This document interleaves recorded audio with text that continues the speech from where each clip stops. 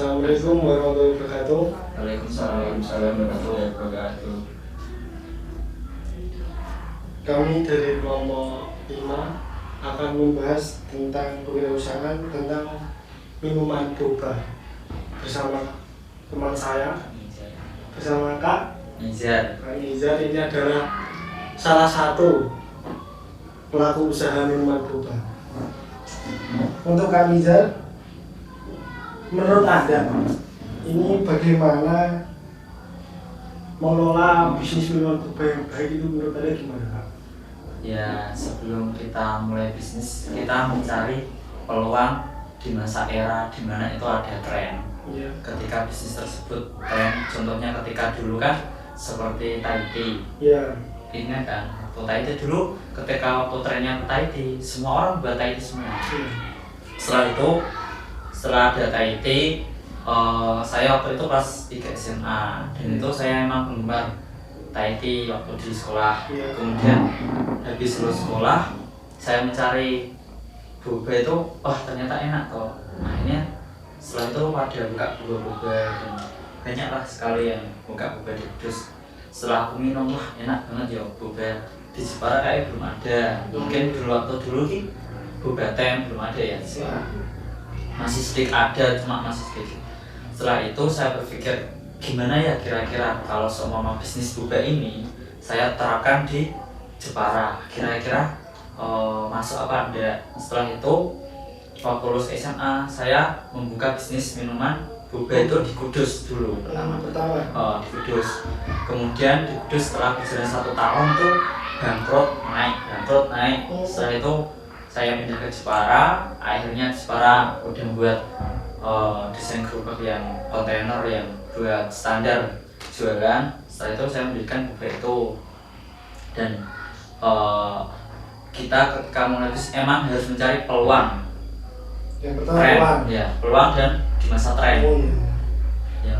Yang terpenting itu ketika tren tersebut udah cocok, lakukan. Ketika trennya ini saat ini es teh ya, Iya. kayak teh kotak, buat es teh nggak apa-apa. Kalau menurut Mas Nizar sendiri, kan kalau kita yang selaku orang-orang awam gitu ya, nggak tahu gimana cara tempat belajar berboba, gimana cara pasarnya. Iya. Menurut Mas Nizar itu kalau kita yang pemula itu lebih baik gabung franchise apa belajar berjualan mandiri? Oh gitu. Iya. Ketika emang kita sebagai orang awam ketika berani skill, ketika kita mempunyai skill untuk berani resiko, yang penting memulai bisnis itu satu, resiko siap, rugi siap, dan modal harus ada. Ketika kita mulai bisnis kok sampean belum, wah produk itu kayak berapa lagian gak terkenal, emang gak terkenal gak apa-apa, gak masalah. Kalau sampean ada niatan memang mulai bisnis, jungker waliknya bisnis, intinya siap bangkrut, siap naik lagi, ya nggak apa-apa, buka sendiri, bisnis sendiri. Tetap mencari produk itu, ketika membuat minuman itu kita mencari bubuk satu aja ya, semua merek perfect. Kita tidak bakal bisa menemukan bubuk langsung dapat enak, Mas. Jadi satu bubuk semua merek perfect itu ada 7 merek. 7 merek sampai berapa merek itu cari yang terbaik di antara merek-merek yang lain. Berarti harus riset. Riset terus, harus riset. Iya. Nah, ketika kok males riset, yo gak usah buka bisnis. Apalagi kalau males ya. Seseorang ki mesti buka bisnis apa ya? Minuman modelnya kondi ya. Ya store wae. Kalau emang rupanya itu, kalau menurut Mas Nizar sendiri, kalau di Jepara itu minuman boba itu masih banyak peminatnya apa udah turun? Kalau saat ini, waktu dulu sama saat ini alhamdulillah stabil. Tapi ketika di musim hujan, emang semua es kan menurun, Mas. Iya. Nah, ketika di masa boba ini tuh lama sih, termasuk 2 tahun tuh yang di Ngabul, maksudnya di Mojon, Turun-Manisme itu alhamdulillah omsetnya masih stabil. Nah, ketika ada kebijakan dihancurkan dengan harga yang lebih rendah es teh, akhirnya dari tim Boba juga mau buka nama kayak series teh gitu. Berarti itu buat itu ya, buat kompetitornya lah. Ya, buat kompetitor, buat pesaing. Iya. Berarti kalau ini ya produk contoh kami ini ya. Iya, itu Mas. Boba itu. Giboba ini. Sekarang ada berapa cabang mas? Alhamdulillah dari tahun pertama itu hanya satu cabang mas. Saya jember wali bangkrut sampai ya kehabisan modal, sampai saya pernah jadi kurir ekspedisi punya omku itu, ngirim mobil, ngirim buku nih mak ini pernah. Ya setelah itu saya nggak punya modal, bangkrut mas. Setelah itu saya dari doa ibu, tukang ibu itu masuk nganggo entike terus kita walaupun rugi ke apa. Nah, setelah itu aku naik lagi kembali ke Kudus, jualan lagi, akhirnya dapat inspirasi. Setelah itu kembali ke Jepara, buka gerobak Giboba itu. Alhamdulillah sekarang ada 64 cabang di Pulau Jawa, di Indonesia sih. Yang paling jauh itu Medan. Medan itu ada 2 cabang, kemudian Brebes, Pekalongan, Pemalang. Ya ada franchise juga. Gitu. Ternyata menjanjikan juga ya. Iya harus dicoba. Kalian bisa buat kok. Kalau kayak kalau Google kan sudah lama sih. Iya. Kalian bisa inovasi buat minuman yang belum ada di Jepara. Contohnya Dawet kasih rasa apa? Fat cat apa? Bisa strawberry atau strawberry. Dawet rasa strawberry guys. Harganya 5.000-an. Nah, kalau cocok sih. Harga jual Giboba ini berapa? Sekitar berapa? Kalau ini harganya yang boba itu 10.000. Iya. Yang tambah boba itu, no boba itu 5.000. Dulunya 10.000 semua. Kira-kira kan ada yang mulai ada yang ke 5.000 kan. Saya juga yang tak mulai dari 5.000. Buat yang pasar-pasar bawah gitu ya. Buat kayak kalangan anak kecil, langsung Anak sekolah ya, anak kuliah ya. Anak kuliah ya juga. Ada uangnya. Ngirit ya mas ya. Ngirit kok. Bagus juga ya. Menarik juga. Kalau masalah pemasaran Giboba itu ada strateginya sendiri atau banyak itu iklan-iklan di media sosial seperti contoh di Jepara hari ini atau di bantuan-bantuan itulah seleb-seleb Instagram gitu-gitu ada nggak? Ya ada sih. Kita di sistem Giboba ini ketika opening kita melontarkan opening dengan gratis mas. Jadi bayar pakai doa. Gitu. Jadi setiap semua stand yang mau opening, mitra maupun enggak itu bayar pakai doa gratis. Untuk bisa free batasnya itu 70 cup. 70 cup ini. Jadi pertama saya tugaskan bayar pakai doa. Jadi kan wah bayar pakai doa gratis ki. Setelah itu kan dirubung. Ketika ada orang lewat, oh sih Pol. Setelah itu kan kepo. Kemudian dari gratisan tersebut 70 cup. Ketika sudah saya kasih produk dan mengenal produk di saat pertama kan harus mengenal produk. Gimana sih? Bagaimana cara kita mengenalkan produk kita bisa diminum oleh orang lain, customer. Setelah diminum, wah cocok ini bisa tubuh. Besoknya kemudian masih ada program lagi beli 2 gratis 1. Oh gitu ya.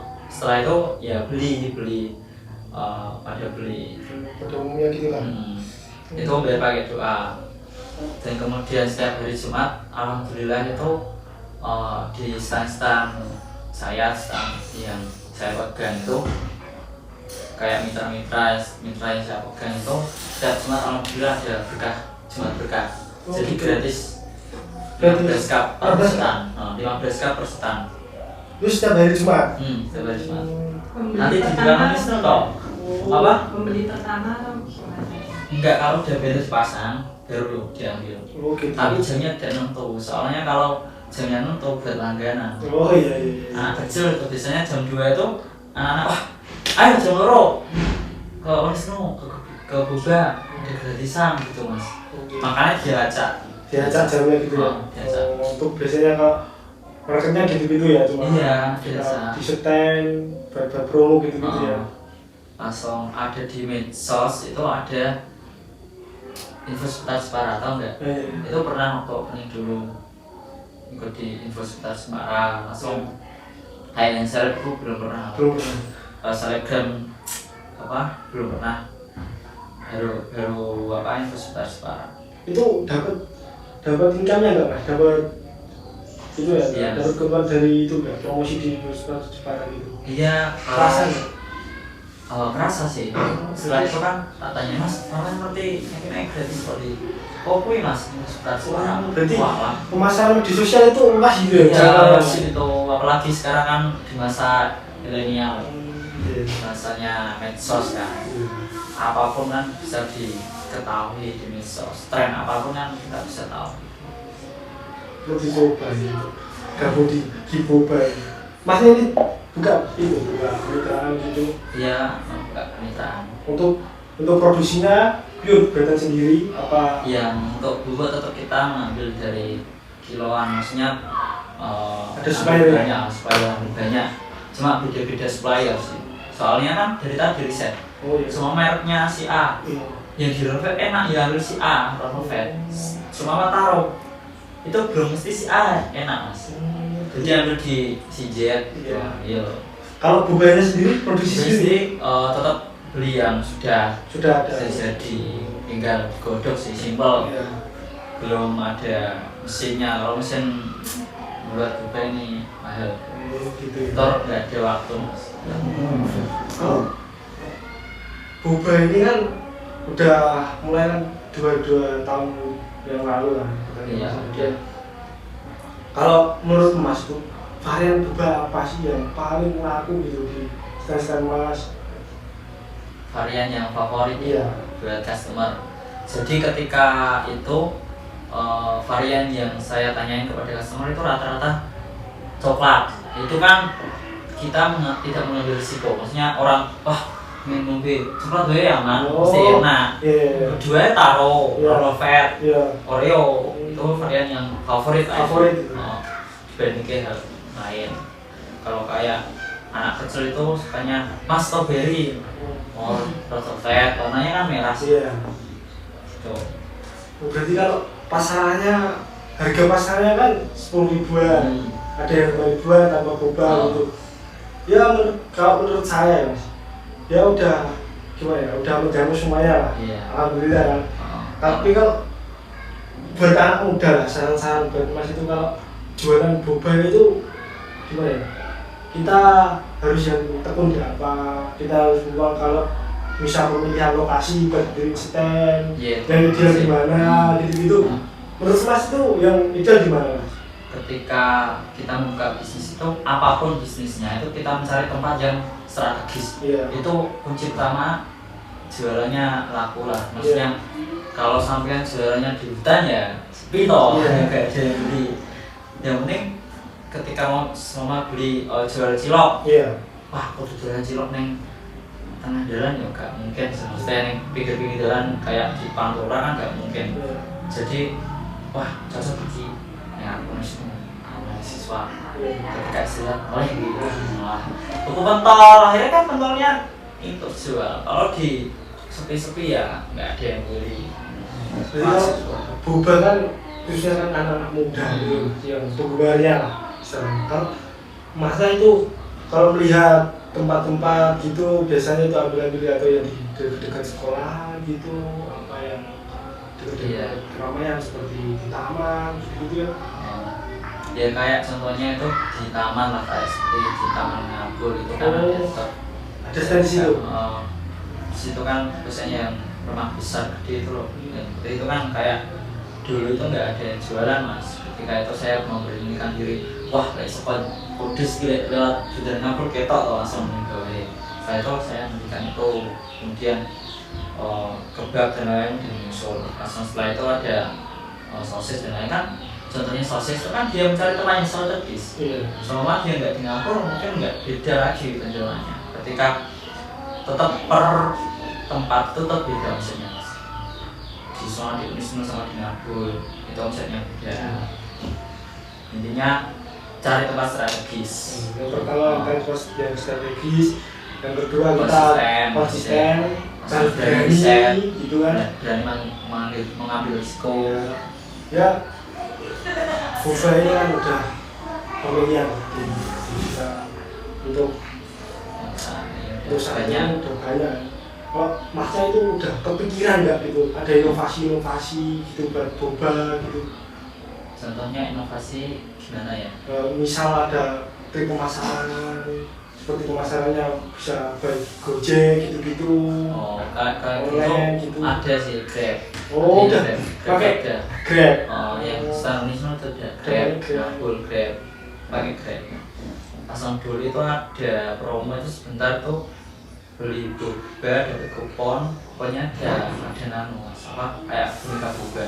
Oh, Cuma gitu. di stand tertentu sih, nggak semua stand langsung saya juga untuk mencoba. Waktu dulu kan belum ada yang jualan apa boneka boba, Iya. kita suka mas. Setelah itu ada yang jualan lah. Sekarang ada yang jualan boneka boba semua kan pernah kan Iya. di Ngapul itu loh. Iya. Langsung setelah itu tak hentikan. Nggak favorit lah. Ada yang jualan kok. Setelah itu udah Berarti cukup menjanjikan ya mas kalau usaha boba ini ya. iya cukup alhamdulillah. Terus kira-kira omsetnya setiap bulannya berapa? Kalau kesetan itu kan tergantung lokasi kayak Ngapul kadang itu per hari mulai jam 9 sampai jam 10 itu kurang lebihnya tenor antara 900 sampai 1-2 juta yang di Ngapul. Kadang ya kalau hujan kemarin sampai 200 pernah sehari. Kalau emang waktu musim panas malam minggu, malam Sabtu, malam Jumat itu jam 9 pagi sampai jam 9 malam itu dapat omset 1,5 juta rata-rata itu di Ngapul.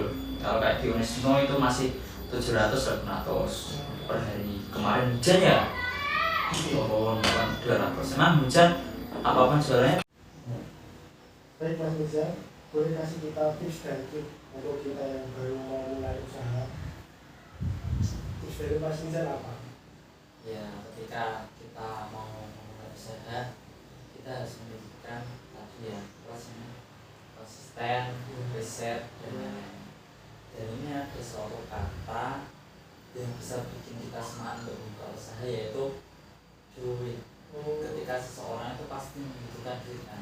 Jadi menjadi pengusaha juga butuh namanya duit. Dari kata duit itu ada artinya yang pertama doa, doa, usaha, ikhtiar, tawakal. Jadi ketika mau memulai bisnis kita harus berdoa dulu. Bismillah, moga-moga pentolku lancar.